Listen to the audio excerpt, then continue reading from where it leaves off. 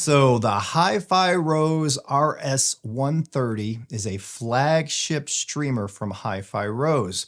A year or two ago, whenever it was launched, I reviewed the RS150B, which was kind of the first of its kind. It had that big, beautiful display, the VU meters, the album art, all kinds of customizations. It was a streamer and a DAC all in one, and it came in, I think, at the time, for around $5,000 when it was launched. And I think it's probably still around that price today. I could be mistaken. I'm going from the old noggin here.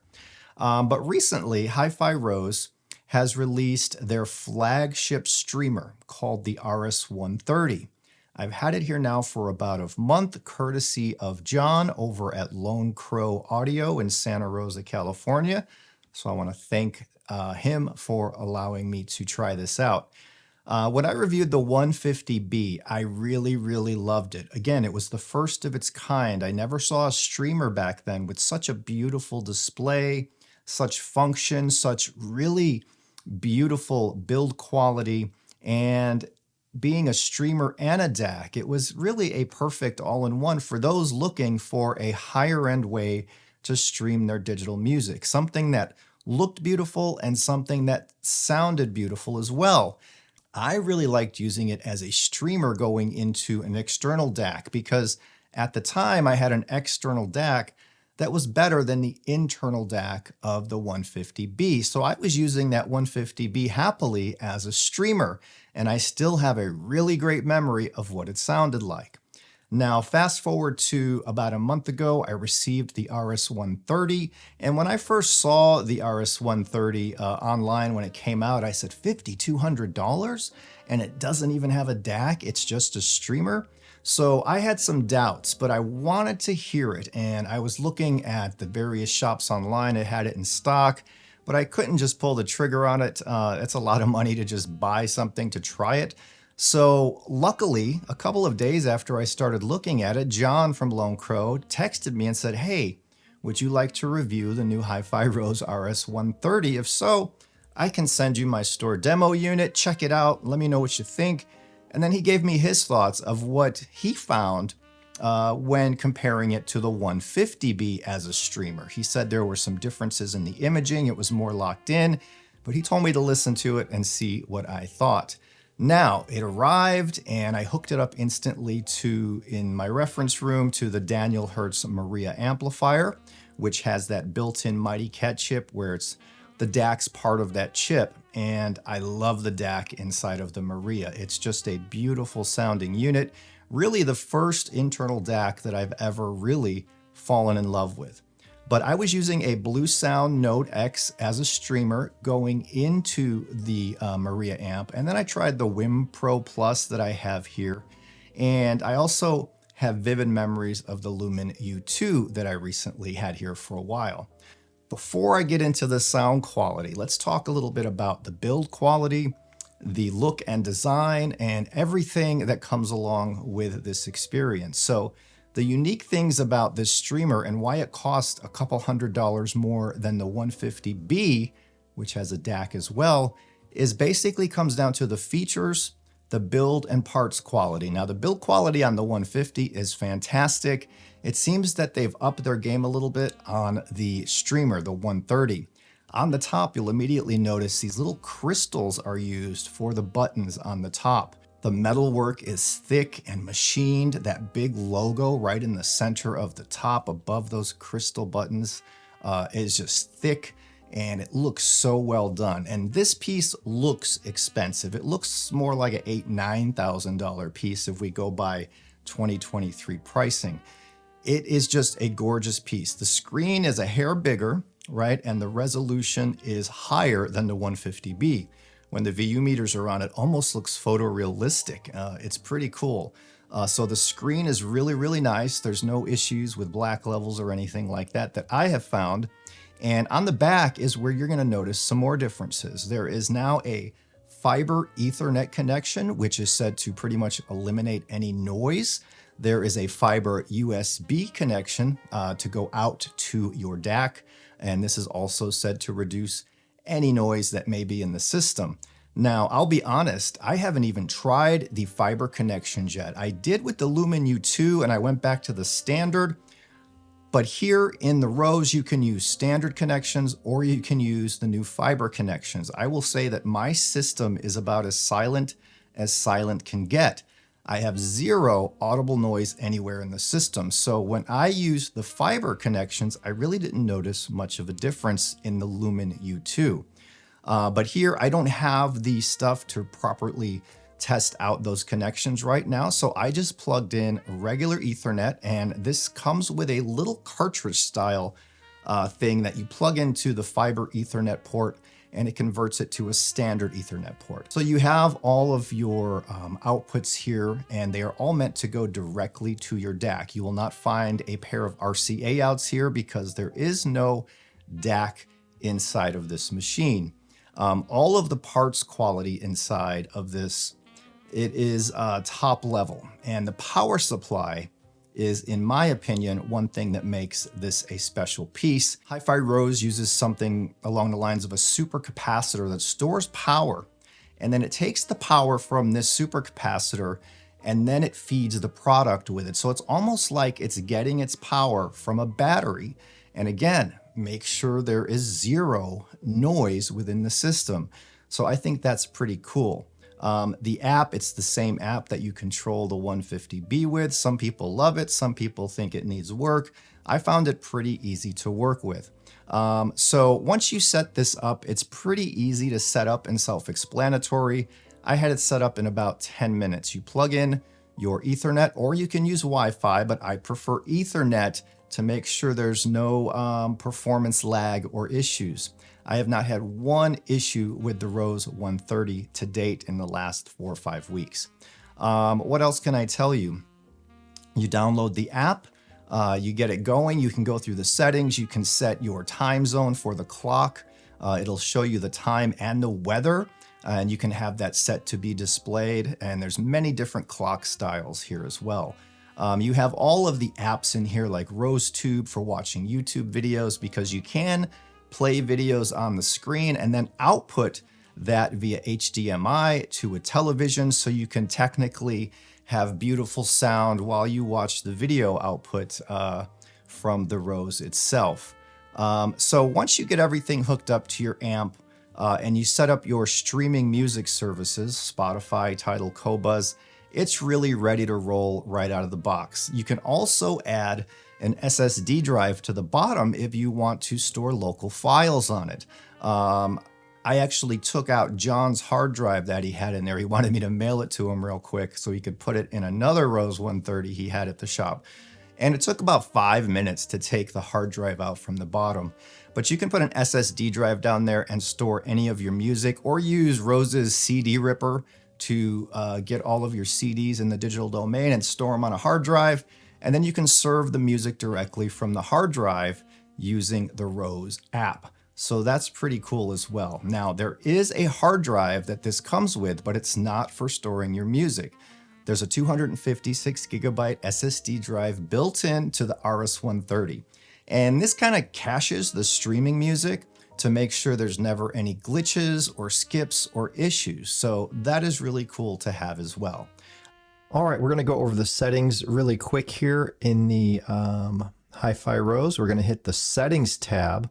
Before I do that, I'm going to hit the In and Out settings.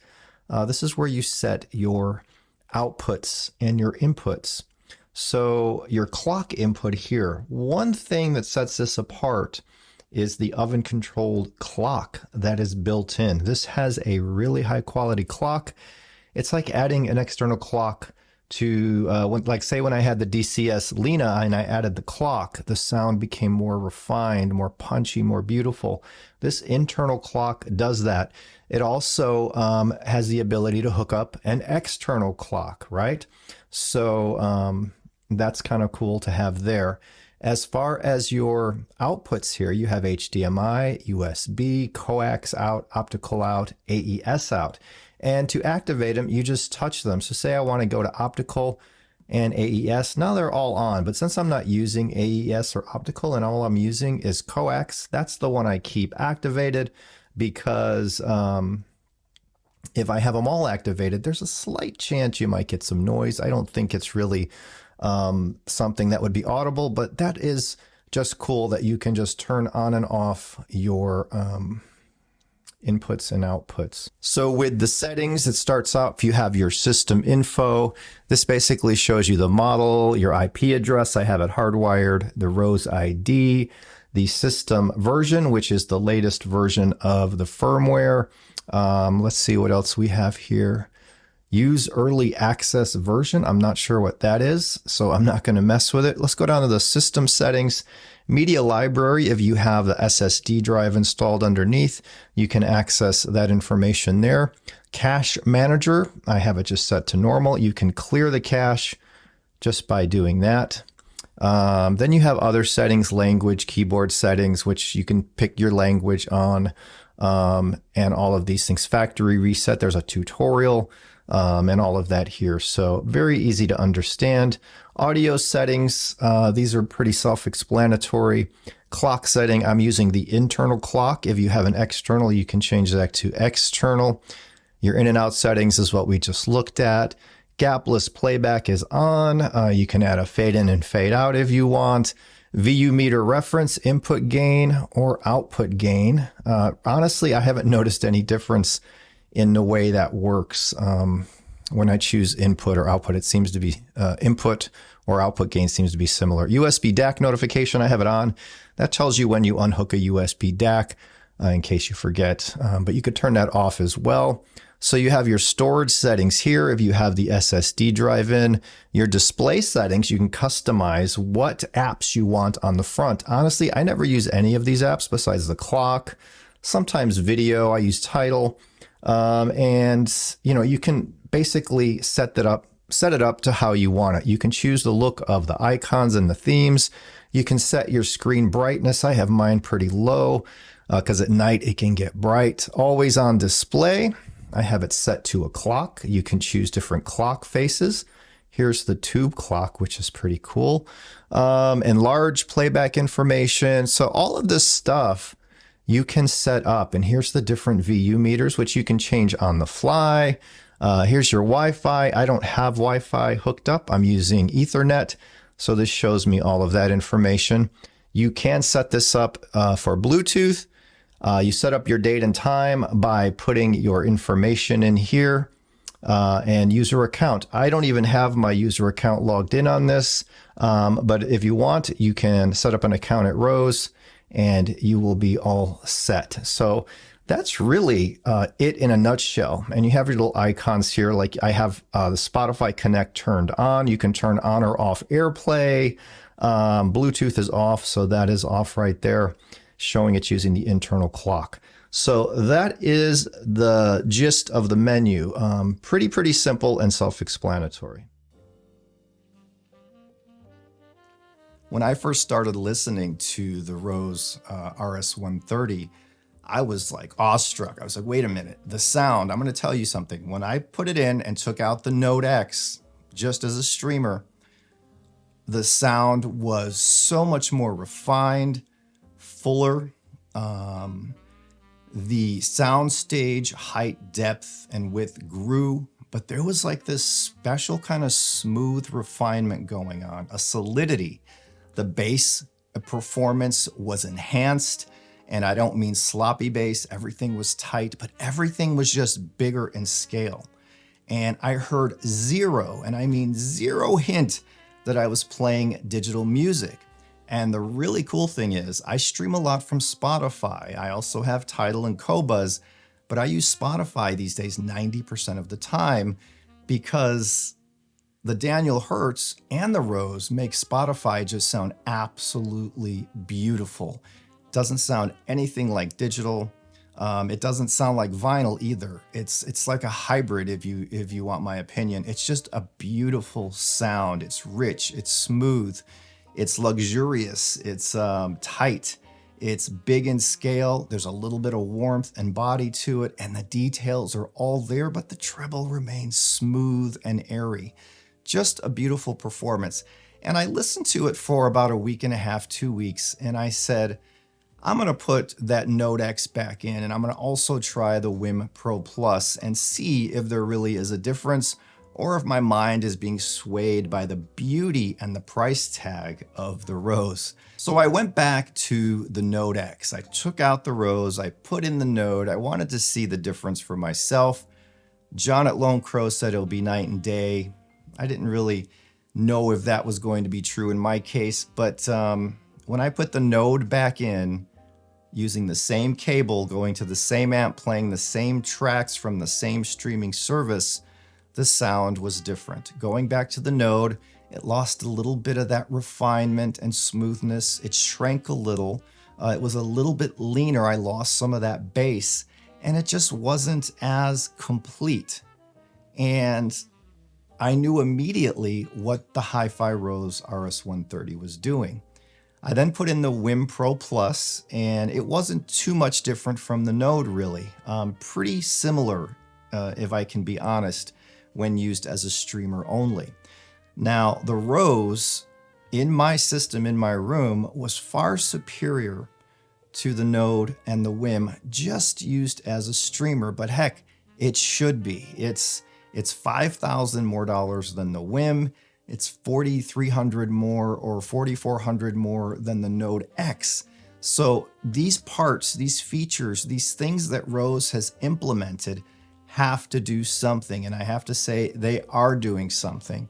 This is really a beautiful streamer. Now, the Lumen U2 had a similar effect to the music. It became more refined, more solidified, more bass, more thicker, and more complete.